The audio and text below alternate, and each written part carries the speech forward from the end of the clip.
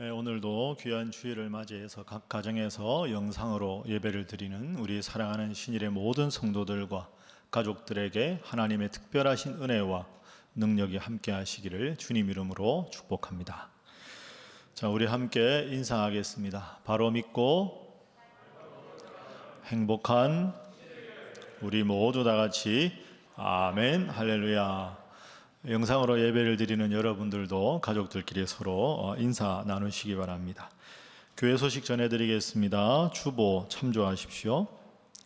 오늘은 사순절 세 번째 주일입니다. 그리고 주일 예배는 코로나19 확산으로 부득이하게 주일 예배를 각 가정에서 영상으로 드립니다. 이제 좀 익숙해지셨는지 모르겠습니다. 교회 홈페이지 들어가셔서 우리 교회 주일 예배 그리고 새벽 기도회 청년 사부 예배 영상을 함께 보시면서 예배를 하시면 되겠습니다. 홈페이지가 혹시 접속이 원활하지 않을 때는 유튜브 홈페이지에서 신일교회 약수동 검색하시면 모든 우리 교회 최근 예배와 집회 영상이 있습니다. 여러분 참조하시기 바랍니다. 그리고 매일마다 광고 드린 대로 주보에 있는 그리고 홈페이지에 있는 우리 신일교회 공동기도문으로 함께 기도해 주시기 바랍니다. 각 교구에 긴급 기도 제목이나 특별한 요청사항이 있으신 분들은 꼭 전화로 연락을 해 주셔서 교구 목사님들이 여러분들의 어려운 처지를 놓고 함께 기도할 수 있도록 협조해 주시기 바랍니다. 이번 학기 우리 신일교회 장학위원회에서 장학생 16명, 청소년 8명, 청년 8명을 선정했습니다. 사정상 함께하는 행사는 하지 못하지만 여러분들도 많이 기도해 주시고 또 성원해 주시기 바랍니다. 교육부 주일 예배도 홈페이지에 가보시면 각 가정에서 영상으로 드릴 수 있게 다 되어 있습니다. 부모님들께서 자녀들이 이 기회에 신앙이 게을러지지 않도록 특별한 관심 부탁드리겠습니다. 온라인 헌금 안내 나와 있으니 여러분 참조하시기 바라고요. 주보 홈페이지에 보면 코로나19에 대한 목회서신 세 번째 내용이 있습니다. 참조하시고 다음 주에도 목요일 정도에 그 다음 코로나19 확산 추세를 보아서 여러분들에게 목회서신으로 알려드리도록 하겠습니다. 다른 모든 광고사항은 주보를 참조하시기 바랍니다. 이제 하나님의 말씀 성경을 읽겠습니다. 오늘 이 주일 예배를 위해서 우리 하나님 주시는 말씀은 구약 성경 시편 22편 1절 2절 그리고 22절부터 24절까지의 말씀입니다. 시편 22편 1절과 2절 22절부터 24절까지 말씀을 제가 받들어 읽겠습니다. 내 하나님이여 내 하나님이여 어찌 나를 버리셨나이까 어찌 나를 멀리하여 돕지 아니하시오며 내 신음소리를 듣지 아니하시나이까 내 하나님이여 내가 낮에도 부르짖고 밤에도 잠잠하지 아니하오나 응답하지 아니하시나이다. 22절입니다. 내가 주의 이름을 형제에게 선포하고 회중 가운데에서 주를 찬송하리이다. 여호와를 두려워하는 너희여 그를 찬송할지어다. 야곱의 모든 자손이여 그에게 영광을 돌릴지어다. 너희 이스라엘 모든 자손이여 그를 경외할지어다. 그는 곤고한 자의 곤고를 멸시하거나 싫어하지 아니하시며 그의 얼굴을 그에게서 숨기지 아니하시고 그가 울부짖을 때에 들으셨도다. 아멘. 어떤 한 사람이 화단을 가꾸기 시작했습니다. 그런데 그가 얼마 지나지 않아서 화단에는 그가 아주 좋아하는 예쁜 꽃들이 피어나기 시작했습니다. 예쁜 꽃들만 피었으면 좋겠는데 어딘가에서 수많은 민들레 홀씨가 나와서 민들레가 피어나기 시작합니다. 아무리 뽑아도 그 화단에 민들레가 자꾸 피어납니다. 그래서 그 화단의 주인은 마침내 그 화단 가꾸기 협회에다가 전화를 걸었습니다. 내 아름다운 꽃밭의 화원에 수많은 아름다운 꽃이 피어야 되는데 자꾸 민들레가 피어서 이 민들레를 없앨 수 있는 방법을 좀 알려달라고 전화를 한 것이지요. 전화를 하니까 그 담당자가 몇 가지 방법을 일러주었습니다. 이런 방법을 쓰면 민들레가 사라질 겁니다. 쭉. 그런데 들어보니까 다 이 화단 주인이 썼던 방법입니다. 아니 그 지금까지 말씀하신 모든 방법은 제가 다 써보았습니다. 다른 방법이 없습니까? 그러니까 그 화단 가꾸기 협회 담당자가 마지막 한 가지 방법을 일러주었습니다. 그 화단 담당자 전문가가 일러준 마지막 방법, 여러분 그게 무엇일까요? 기억하십니까? 그 담당자가 이렇게 말했습니다. 그렇다면 이제 민들레를 사랑하는 마음을 가지시기 바랍니다. 민들레를 뽑으려고 하지 말고 민들레를 사랑하는 마음을 주인이 가지시기 바랍니다. 여러분, 이 세상에는 참 아름다운 꽃들이 많이 있습니다. 그런데 제가 말씀드린 대로 화단을 생각하면 화단에는 많은 사람들이 아주 좋아하는 그리고 아름다운 그런 꽃들만 있는 게 아니고요. 방금 이 이야기처럼 민들레도 있고 또 주인의 눈에 별로 차지 않는 이름 없는 들풀들, 그래서 흔히들 말하는 잡초들도 계속 무성하게 화단에서 자랍니다. 근데 잡초라는 단어를 한번 여러분 생각해 보십시오. 애초부터 잡초는 없는 겁니다. 사람들 눈에 화려하고 예쁘게 보이는 꽃만이 아니라 이름 없는 들풀들이 있을 뿐이지요. 이름 없는 들풀들이 별로 가치가 없다 그래서 그냥 뭉뚱그려서 잡초라고 하지, 그 들풀들 입장에서 보면 사실은 섭섭할 겁니다. 나도 내 이름이 있는데 내 이름으로 불러주지 않고 주인은 그저 잡초라는 하나의 단어로 우리 모든 들풀들을 부른다. 그런 마음이 들지 않겠습니까? 또 이런 생각도 한번 해보십시오. 정말로 여러분, 화단에는 민들레나 잡초는 필요가 없을까요? 잡초 하면 우리가 제일 먼저 떠오르는 게 질긴 생명력입니다. 잡초는 아무리 뽑아도 생기고요. 아주 생명력이 질깁니다. 꽃들보다 훨씬 더 강합니다. 그럼 잡초가 하는 역할이 뭘까요? 화단에 있는 잡초는 질긴 생명력으로 뿌리가 뿌리끼리 서로 연결돼서 아무리 비가 오고 홍수가 나도 화단의 흙이 유실되지 않게 하는 작용을 잡초들이 합니다. 그러니까 사실은 잡초가 있어서 그 질긴 생명력으로 화단의 역할을 할 수 있게 되는 거죠. 그리고 사실은 이름 없는 들풀들이나 들꽃 있어야 아름답고 화려한 빛깔을 자랑하는 꽃들이 더 돋보이지 않겠습니까? 그렇게 생각하면 잡초가 하는 역할이 상당히 중요한 역할이라고 볼 수가 있습니다. 여러분, 저는 우리 인생에서 피하고 싶지만, 뽑아내고 싶지만 끊임없이 우리 인생을 엄습하는 고난도 바로 이 잡초와 같은 역할을 한다고 생각합니다. 고난이라는 단어로 통틀어 말하지만 그 고난 안에는 구체적이고 다양한 아픔과 상처가 많이 있습니다. 그 아픔과 상처라는 고난 때문에 우리의 인생에 더 감사가 넘칠 수 있고 우리의 인생에서 더 인생의 의미를 깊이 음미하며 감사하며 살아갈 수도 있는 것이죠. 오늘 본문도 다윗이 지은 시편입니다. 오늘 본문 22편은 구조상 세 가지 부분으로 나눌 수 있습니다. 제일 앞부분은 1절부터 11절입니다. 다윗이 자신이 큰 어려움과 고통이 있어서 하나님께 간절하게 절규하는 내용이 1절부터 11절까지. 여러분 화면 보시면 1절에 어찌 나를 버리십니까? 하고 아주 간절하게 하나님을 애타게 부르고 있지요. 그리고 두 번째 12절부터 21절 말씀에는 자기가 당하는 이 큰 고통과 아픔을 동물에 비유해서 설명하고 있습니다. 12절에는 황소가 나오고요. 힘센 소들, 그리고 13절에는 부르짖는 사자, 그리고 16절에는 악한 무리인 개들, 21절에는 사자와 들소의 뿔. 그러니까 자신에게 엄습하는 고통이 너무너무 크고 무섭다 하는 것을 이 주로 맹수들을 가지고 비유하고 있는 거죠. 그런데 이 어조가 마지막 세 번째 단락에서는 완전히 바뀝니다.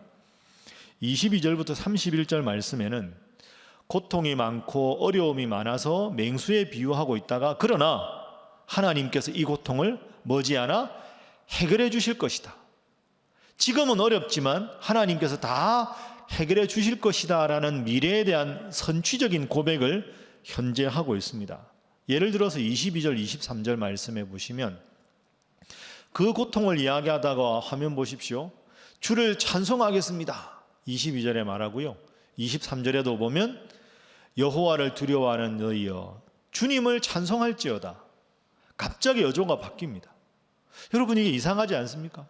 다윗이 지금 큰 어려움 속에 있는데 그 어려움 속에 있는데 갑자기 그 어려움이 극복되지도 않았는데 다윗은 하나님을 찬송하고 있습니다. 지난주에 우리가 시편 3편의 말씀을 읽고 함께 나누었습니다. 그 시편 3편의 말씀을 통해서 우리가 나눈 걸 요약을 해보면 지금 우리가 코로나19와 같은 뜻밖의 어려움을 겪을 때 세 가지를 기억해야 한다. 첫 번째는 모든 사람이 다 아프고 연약한 존재다 하는 것이었고, 두 번째는 이 모두가 어렵고 아픈 상황에서 누군가를 향해서 원망하는 것이 아니라 스스로에게서 문제의 원인을 찾아보는 것이 필요하다.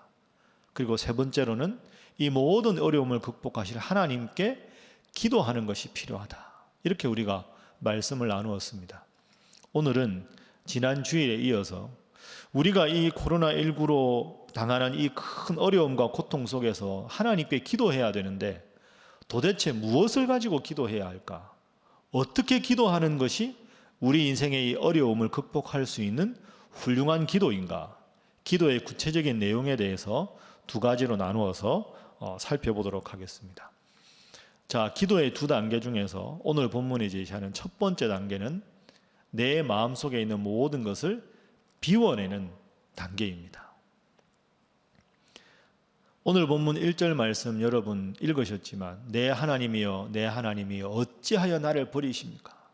지금 다윗의 마음에는 엄청나게 하나님께 대한 울분과 괴로움이 가득 차 있습니다. 제가 이렇게 힘들고 어려운데 왜 하나님 그냥 나를 내버려 두십니까? 그럼 다윗이 당한 이 어려움이 무엇일까요? 학자들은 둘 중에 하나로 추정합니다. 아마 다윗이 골리앗을 무너뜨린 다음에 워낙에 승승장구하다 보니까 사울 왕이 다윗을 죽이려고 끝까지 추격할 때 그 추격 때문에 너무 힘들고 어려워서 하나님께 대해서 원망했던 그 배경에서 22편이 쓰여졌다 이렇게도 주장하고, 또 하나는 지난주에 우리가 말씀을 살펴본 대로 다윗이 왕으로 승승장구하고 있는데 가장 믿었던 아들 중에 하나인 압살롬이 왕자가 아버지 다윗 왕에 대해서 반역을 일으켜서 도망을 가면서 하나님 어찌 나를 버리십니까? 저를 왕으로 세워놓고 왜 이런 수모를 당하게 하십니까? 그때 지은 시편이 오늘 22편이다 이렇게 말합니다. 사울이 다윗을 쫓아갈 때 힘들어서 다윗 왕에 지었든지 아니면 왕으로 있다가 아들에게 반역을 당해서 도망가면서 지었든지 간에 다윗이 가장 인생에 큰 어려움을 겪고 있는 그런 처지에서 오늘 22편을 지었다 하는 것은 분명합니다. 제일 인생에 힘들고 어려울 때, 너무 힘들고 어려워서 하소연할 수도 없을 때 이 시편을 지었습니다.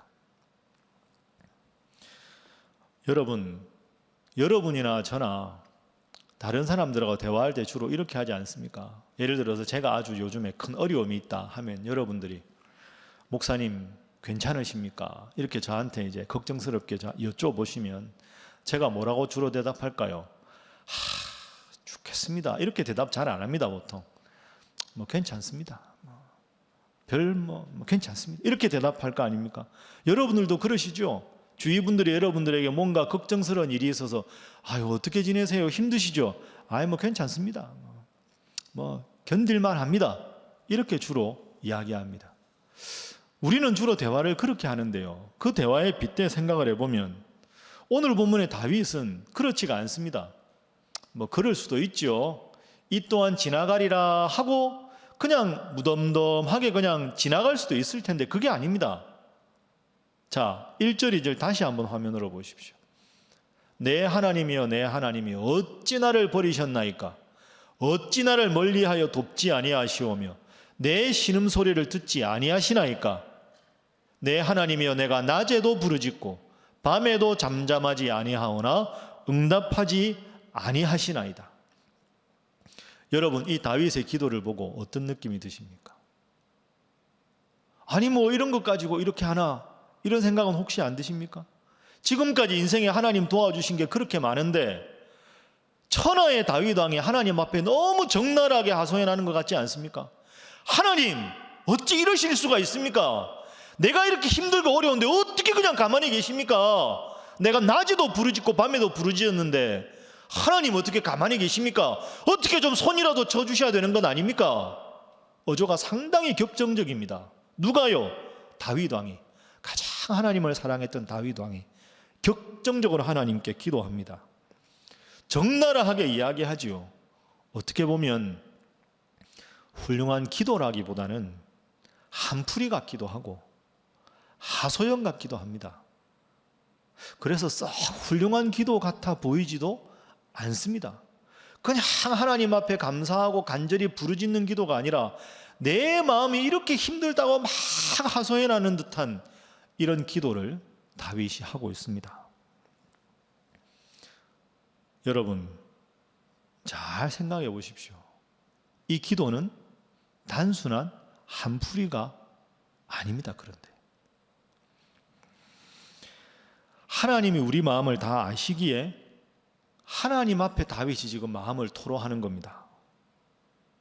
하나님 앞에 이렇게 적나라하게 마음을 드러낼 수 있다는 것은 하나님께서 섭섭하기 때문이 아니고요, 뒤집어 생각하면 그만큼 하나님이 가까이 계시다고 믿기 때문에 마음을 쏟아낼 수가 있는 겁니다. 여러분 생각해 보세요. 여러분 제일 힘들 때 누구에게 마음을 털어놓습니까? 제일 내 마음을 이해할 수 있는 가까이 있는 사람, 가족들에게 마음을 쏟아놓지 않습니까? 똑같습니다. 하나님이 정말 미워서 하나님 앞에 한풀이 하는 게 아니라 내가 내 이 추한 모습을 다 드러내도 가장 가까이 계신 하나님, 내 호흡보다 나에게 가까이 계신 하나님이기에 그 하나님께는 내 마음을 다 토로할 수 있다. 그래서 여러분이 다윗의 기도가 훌륭한 기도일 수 있는 거죠. 진실한 하나님께 대한 믿음이 있으니까 하나님께 다 마음을 쏟아낼 수가 있다. 그런 뜻에서 보면 다윗은 참으로 훌륭한 기도를 하는 겁니다. 왜? 이렇게 해도 하나님이 다 들으실 것이니까. 자, 그러면 우리도 어떻게 해야 될까요? 여러분 지금 힘드시지요? 앞으로 살아가다 보면 또 힘든 일이 생기지 않겠습니까? 살다가 힘드시면 이겨낼 수 있으면 이겨내시고, 이겨내기 힘들면 이렇게 하십시오. 다윗처럼. 하나님, 제가 많이 힘듭니다. 제가 많이 답답합니다. 하나님, 알기는 알고 계십니까? 제가 지금 얼마나 힘든지. 다 하나님 앞에 쏟아내셔도 됩니다. 다윗도 그렇게 하지 않았습니까? 여러분, 하나님 앞에 모범생인 척 할 필요가 없습니다. 하나님은 내 마음을 다 아시는데 그 마음 꾹꾹 눌러 담으면서 억지로 그렇지 않은 것처럼 할 필요가 없다니까요. 하나님 힘듭니다. 왜 내 인생이 이렇게 힘듭니까? 적나라하게 토로하셔도 됩니다. 왜? 하나님은 사랑의 하나님이시니까. 내가 꾹꾹 눌러 담아도 그 꾹꾹 남은 그 자존심 밑에 있는 그 상처를 하나님 다 알고 계시니까 다 다윗처럼 쏟아내도 된다는 것이죠. 저는 그렇게 생각합니다. 우리가 기분이 좋을 때가 있고 별로 안 좋을 때가 있지요. 우리 사람들의 마음이나 감정은 자연에 비유하면 날씨하고 비슷하다고 생각합니다. 날씨가 춥기도 하고 덥기도 하고 맑기도 하고 흐리기도 하고 비가 오기도 합니다. 때로는 태풍이 불기도 하고요. 예고 없이 지진이 나기도 하고 자연재해, 쓰나미 같은 게 오기도 합니다. 그런데 여러분 한번 생각해 보십시오. 큰 홍수가 나고 큰 태풍이 오는 건 지구가 뭔가 잘못돼서 그런 게 아닙니다. 지구가 병들면 태풍이 오나요? 아닙니다. 이 모든 변화는 우리에게는 당황스럽지만 사실은 다 지구와 대기의 자연스러운 흐름입니다. 여름에 태풍 오는 거 뜻밖의 안 오면 좋겠지만 자연의 흐름입니다. 지구가 병든 게 아니지요. 최근에 뉴스 보니까 여러분도 보셨겠지만 우리나라에 우울증 환자들이 참 많아졌다고 합니다. 코로나19 때문에 막연한 불안감이 생기고 활동을 못하니 답답하고 힘들고 그런 거죠. 여러분들 어떠십니까? 여러분들 다 괜찮으십니까? 그런데 여러분, 지금처럼 코로나19 때문에 외출이 어렵고 이런 상황이면 마음이 답답해지고 우울해지고 힘들어지는 게 자연스러운 겁니다. 현재 불안한 상황에서 아무렇지도 않다. 그게 이상한 거죠. 다시 생각해 보면. 대기업의 높은 직책에 있다가 은퇴한 한 남자분이 있었습니다. 수십 년을 직장 생활을 하시다가 갑자기 퇴직을 하니까 이분이 갑자기 몸이 가라앉고 매사에 아주 작은 일인데도 화가 나고 신경이 예민해지고 자꾸 피해의식이 생기고 그렇게 살아가는 겁니다. 인생의 무기력함이 자꾸 찾아오고 뭘 해도 안 달고 너무너무 답답한 거죠. 그런 남편을 곁에서 지켜보는 아내가 마음이 참 힘들었습니다. 그래서 이 아내가 외출을 했다가 제일 가까운 친구에게 이렇게 말을 하는 겁니다. 요즘 우리 남편이 퇴직하고 우울증 때문에 고생이 참 많아. 우리 남편 퇴직하고 우울증 때문에 고생이 참 많아. 물론 그 아내가 걱정해서 하는 말이지요. 그런데 여러분, 이 대목에서 잘 한번 생각해 보십시오. 그 남편분이 느끼는 무기력감은 은퇴 후에 우울증이라는 병일까요? 아닙니다. 그 병이 아닙니다. 자연스러운 반응이지요. 평생 직장 생활하다가 갑자기 퇴직하신 분이 마음의 허전함과 무기력함이 생기는 것은 순하게 수용할 마음의 변화일 뿐이지 그게 우울증은 아닙니다.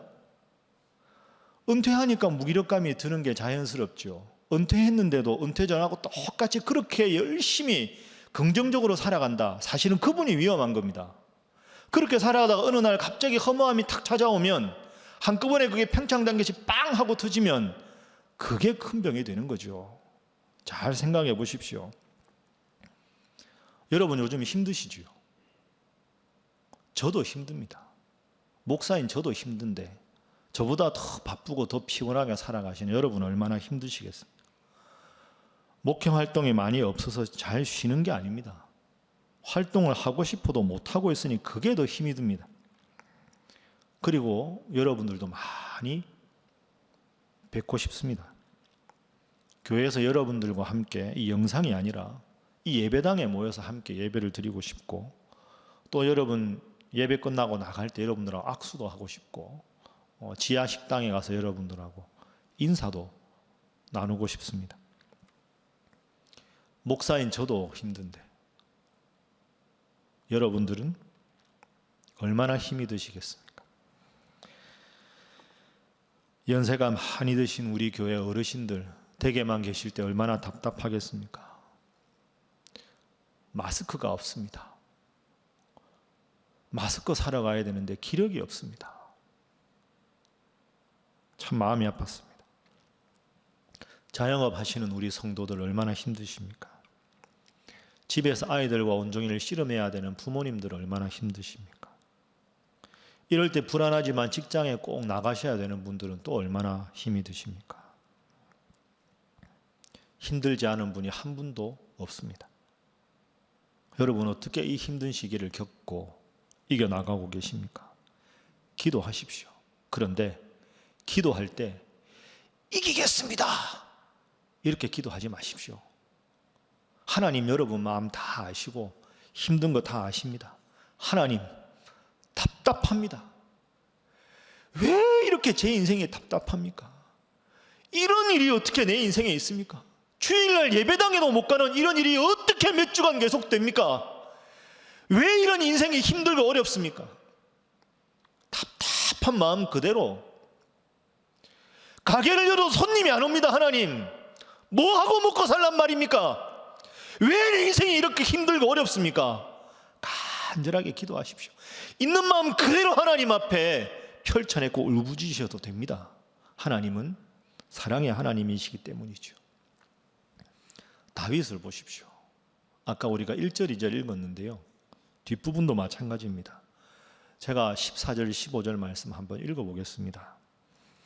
나는 물같이 쏟아졌으며 내 모든 뼈는 어그러졌으며 내 마음은 밀랍 같아서 내 속에서 녹았으며 내 힘이 말라 질거려 조각 같고 내 혀가 입천장에 붙었나이다.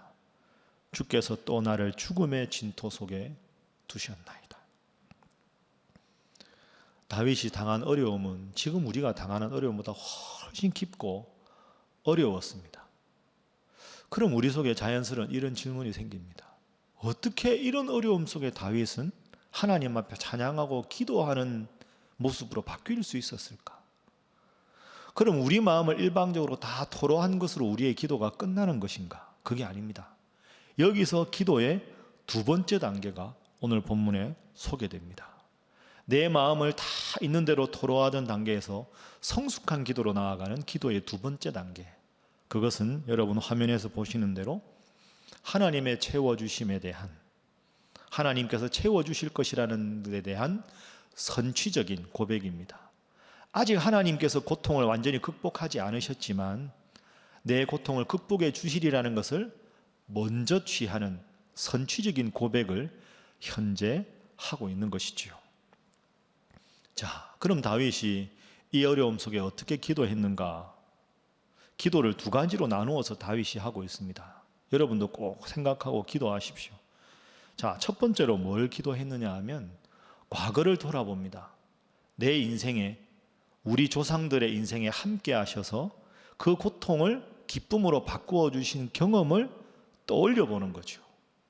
자, 오늘 예를 들어서 본문 4절 5절에 다윗의 기도에 나와 있습니다. 다윗이 이렇게 말합니다. 우리 조상들이 주께 의뢰하고 의뢰하였으므로 그들을 건지셨나이다. 그들이 주께 부르짖어 구원을 얻고 주께 의뢰하여 수치를 당하지 아니하였나이다. 다윗은 지금 인생의 가장 큰 어려움 속에서 조상들을 떠올리는 겁니다. 우리 조상들이 애굽에서 430년 동안 노예 생활을 했는데 하나님은 그 고통을 외면하지 않으시고 출애굽하셔서 가나안 땅으로 인도하셨다.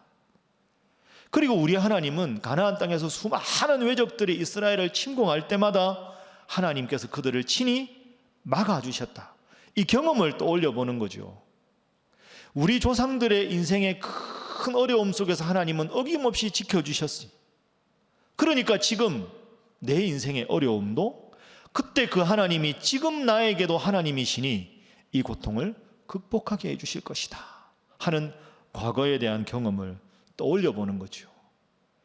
조상들의 하나님이 곧 나의 하나님, 동일한 하나님이라면 내 고통도 당연히 하나님께서 극복하게 해주실 것이다. 여러분, 요걸 우리가 이제 우리 지금 어려운 현실에 적용을 한번 해보는 겁니다.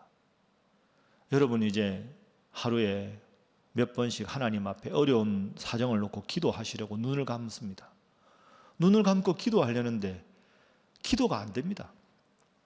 말씀드린 대로 힘들고 어려워서 답답하고 걱정이 많아서 애써서 그러면 기도하려고 하지 마십시오. 그냥 눈을 딱 감으십시오. 눈을 감고 기도하지 마시고 여러분이 지금까지 살아온 인생을 한번 가만히 돌아보십시오. 기도하지 마시고요.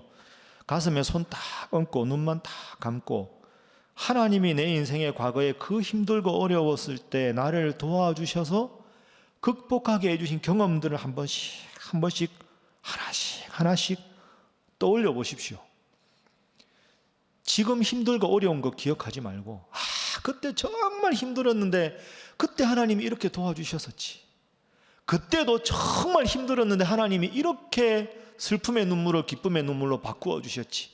그런 기억들을 하나하나 떠올려 보면 그래, 그때 그 과거의 하나님이 지금 내 인생의 하나님인데 그때만 하나님이 도우시고 지금은 안 도와주실 리가 없지. 하나님 알겠습니다. 지금 내가 힘들지만 이 고통도 하나님께서 은혜로 고백할 미래를 주실 줄로 믿습니다. 그 고백을 지금 하게 되는 것이지요. 그때는 몰랐는데 돌아보니 모든 것이 하나님의 은혜였다. 그게 여러분 우리 모두의 고백이 아니겠습니까? 우리 여러분들 중에서 연세가 많으셔도 주일 예배 그래도 나오실 만한 건강이 있으신 분들, 지금 영상으로 예배하시는 분들 중에 많이 계실 겁니다. 여러분들 마음으로 대답해 보십시오. 여러분이 건강을 잘 관리해서 이렇게 되신 겁니까? 아닙니다. 생각해 보면 그것도 다 하나님의 은혜입니다. 여러분 자녀들이 그래도 건강하게 지내고 아르바이트나 직장 생활도 하고 또 많은 분들은 결혼도 하고 가정을 이루는 것, 그 여러분들이 신앙생활을 정말 모범적으로 잘해서 자녀들이 그렇게 된 겁니까? 생각해보면 아니지요. 그것도 다 하나님의 은혜입니다. 여러분이 지금 경영하고 있는 사업터나 일터, 여러분의 경영수단이 좋아서 지금까지 이렇게 잘 된 겁니까? 솔직히 그것도 아니지 않습니까? 그것도 다 하나님의 은혜입니다. 그렇게 인생 전체를 하나하나 돌아보면 은혜 아니면 살 수 없다는 고백이 우리 속에 진실하게 나올 수밖에 없는 거죠. 그럼 지금까지 내 모든 인생을 은혜로 인도하신 하나님께서 지금 이 순간만 딱 나를 외면하시고 저 멀리 계신 하나님이시겠습니까? 그럴 리가 없지 않습니까? 물론 지금 우리는 우리 인생에 이 나라에 힘들고 어려운 시간을 보내고 있습니다. 그러나 여러분 꼭 기억하십시오. 어려움을 은혜로 잘 극복하면 이 어려움은 내 인생에 힘이 됩니다. 그런데 어려움 속에서 은혜를 발견하지 못하면 어려움은 내 인생에 짐이 됩니다. 같은 어려움인데 어려움에 은혜의 안목을 가지면 인생에 힘이 되고요. 어려움에 은혜의 안목을 갖지 못하면 이 어려움은 내 인생에 짐이 됩니다. 화면 한번 보십시오. 인생의 좌절과 실패와 고난을 그래서 인생의 힘으로 만드느냐, 좌절과 실패와 고난을 인생의 짐으로 만드느냐는 우리의 기도에 달려 있습니다. 눈을 감고 돌아보면 모든 것이 은혜라는 기도가 어려움을 짐이 아니라 힘으로 만드는 줄로 믿습니다. 지금의 어려움을 은혜의 안목을 가지시고 은혜의 안목으로 기도함으로 잘 극복하시는 우리 사랑하는 신일의 모든 성도 되시기를 주님 이름으로 축복합니다. 자, 두 번째로 꼭 기도해야 될 것은 과거를 돌아보는 것에서 이제 미래를 내다보는 거죠. 내 인생에 함께 해주실 사랑의 하나님, 앞으로 함께 해주실 하나님을 현재 먼저 선자 취할 취자 먼저 함께 해주실 걸 믿습니다 하고 고백을 하는 겁니다. 희망찬 미래는 아직 오지 않았지만 하나님 은혜를 고백하니 그 희망찬 미래를 주실 것을 미리 고백하는 겁니다. 자, 오늘 우리가 함께 읽은 본문 말씀 24절 화면 봅니다. 자, 이번에는 다 함께 한번 읽어보겠습니다. 시작. 그는 곤고한 자의 곤고를 멸시하기나 싫어하지 아니하시며 그의 얼굴을 그에게서 숨기지 아니하시고 그가 울부짖을 때 들으셨도다. 아멘. 여러분 마지막 단어가 중요합니다. 그가 울부짖을 때에 들으셨도다. 여러분 들으셨도다는 과거형 아닙니까? 그런데 울부짖을 때라는 것은 미래지요. 울부짖을 때에 들으실 것입니다가 아닙니다. 다윗은 현재를 딱 기준으로 지나온 날 그 어려운 걸 하나님 은혜로 극복한 걸 확신하다 보니까 먼 미래에 들으실 하나님을 이미 들으셨다 선포하고 미래를 내다보는 거죠. 그러니까 이게 다윗의 믿음입니다. 오지 않은 희망찬 미래인데 미래는 이미 왔다. 내 인생은 잘 될 수밖에 없다. 하나님이 나를 도울 수밖에 없다. 미리 현재에서 미래를 놓고 고백하는 것이 다윗의 믿음입니다. 왜? 하나님은 지금도 과거에도 그리고 미래에도 함께 하실 분이라 하는 거죠. 여러분 이게 기도의 힘입니다. 기도하기 전에는 자꾸 환경만 보이면 하나님이 자꾸 멀리 계신 하나님처럼 느껴지는데 기도하다가 내 인생의 과거를 돌아보고 간절하게 기도하다 보면 저 멀리 계신 하나님이 어느덧 내 가장 가까이에서 내 호흡보다 가까이 계신 하나님으로 내가 언제 어디서 무슨 일을 하든지 내 인생을 도우시는 하나님으로 고백하게 되는 거죠. 그 고백이 시편 139편에 나옵니다. 우리 다윗이 139편에서 무엇이라 고백했는가? 내가 주의 영을 떠나 어디로 가며 주의 앞에서 어디로 피하리이까? 내가 하늘에 올라갈지라도 거기 계시며 스올 저 음부에 내 자리를 펼지라도 거기에도 계시나이다. 내가 새벽 날개를 치며 바다 끝에 가서 거주할지라도 거기서도 주의 손이 나를 인도하시며 주의 오른손이 나를 붙드시리이다. 내가 어디에 있어도 거기에서도 주님께서 나를 붙드시는 분입니다. 이게 다윗의 평생의 고백입니다. 두 친구가 있었습니다. 아주 친하게 지내던 두 친구였는데 한 친구가 사업을 크게 하다가 안타깝게도 그만 사업이 실패해서 제일 친한 친구를 찾아갑니다. 자네, 나는 이번 사업에서 모든 것을 다 잃었네. 수십 년을 투자한 설비와 나의 명성과 나의 모든 재산을 한꺼번에 다 잃었네 하고 그 비통한 마음을 제일 친한 친구에게 다 토로합니다. 그러니까 그 말을 들었던 친구가 이렇게 말합니다. 참 안타까운 일이네. 참 안타까운 일이네. 충분히 그 아픔에 공감한 다음에 좀 이제 회복이 될 때 그 사업에 실패한 그 친구에게 묻습니다. 자네, 내가 오해하지 말고 꼭 자네에게 묻고 싶은 게 있네. 그래, 물어보게. 이제 이 친구가 묻습니다. 자네는 이번 이 일로 건강을 잃었는가?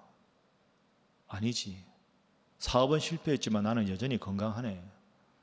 자네는 그러면 가족을 잃었는가? 아니지. 여전히 나를 믿고 사랑하는 내 아내가 있고 나를 존경한다고 말하는 우리 자녀들이 있지.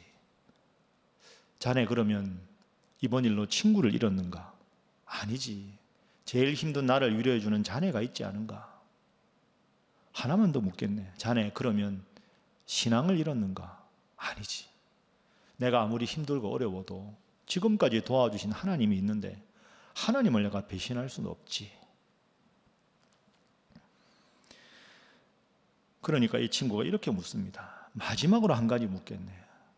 자네는 그러면 이 일로 무엇을 잃었는가? 무엇을 잃었는가? 자네는 여전히 건강과 가족과 친구와 하나님을 향한 믿음은 그대로 가지고 있지 않은가?